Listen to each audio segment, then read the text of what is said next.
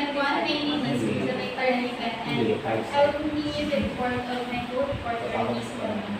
So the first one is the objectives or intended learning outcomes for native law. These are the desired learning outcomes that will be the focus of the lesson. Learning outcomes are based on a taxonomy of objectives presented to us as cognitive, affective, or the psychomotor. And the psychomotor. So first, let's define the word cognitive domain. So this domain focuses on intellectual skills and knowledge acquisition. So may include karatu, different levels of thinking skills ranging from lower order thinking skills and the higher order thinking skills. So for example, for lower order thinking skills may include karatu, remembering, and understanding. While sa higher order thinking skills ay include karatu, analyzing, evaluating, and operating. So haradu, some examples in cognitive learning outcomes. Students will be able to recall and define key terms related to the topic. Students will be able to explain the main concept of theories. Students will be able to analyze and interpret data or information. So next is the affective domain. This domain deals with attitudes, values, and emotions. So nag-focus yung mga sa development with students' attitudes, beliefs, and values. Some examples of affective learning outcomes like students will develop an appreciation for the importance of teamwork. Students will demonstrate empathy towards different perspectives. The last one is the psychomotor domain. So, na-involve karadu, physical, skills, and coordination. Na-include karadu fine and gross motor skills. Some examples of psychomotor learning outcomes like students will be able to demonstrate proper technique in performing a specific task. Students will develop coordination and control in physical activity. Students will be able to manipulate tools or instruments effectively. So the objectives or the intended learning outcomes ay importante gid sa aton nga lesson dahil doon nagasilbing guide gaton sa atong pagturo naga-provide minimum clear focus sa students. Agdudaya man nga ilo hay naga-provide minimum better understanding kung ano man naduaton nga gina-aim to achieve sa aton nga pag-election no.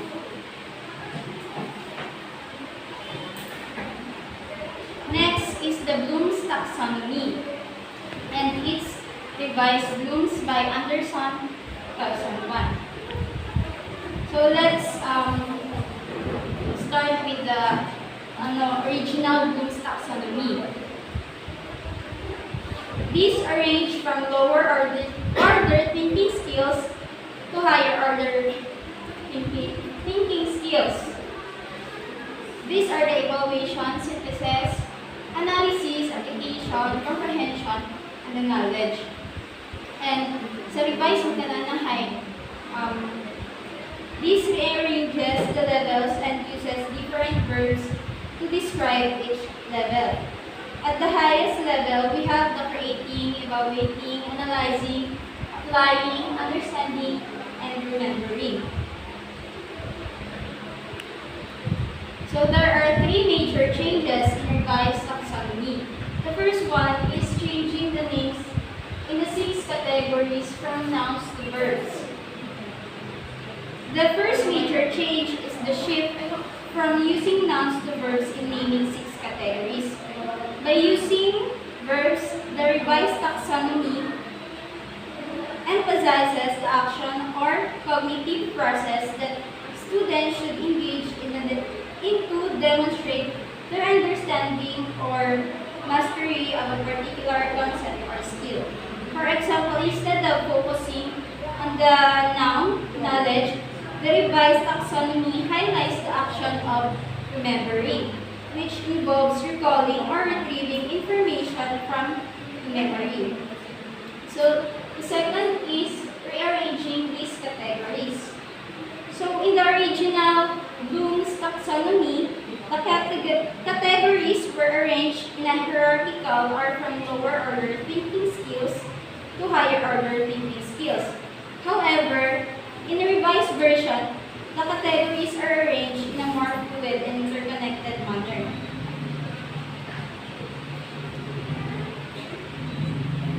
Last one is the establishing the levels of the knowledge level of the original version. So in the original version, knowledge was considered as a single category. However, in the revised version, knowledge is divided into different levels to reflect the varying degrees of understanding and mastery. So, these are the different categories of learning.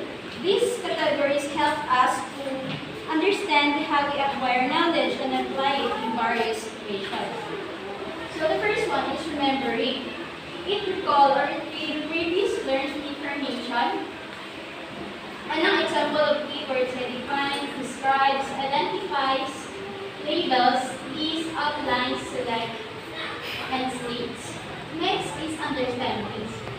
Comprehend meaning, translation, state problem in own words, making meaning.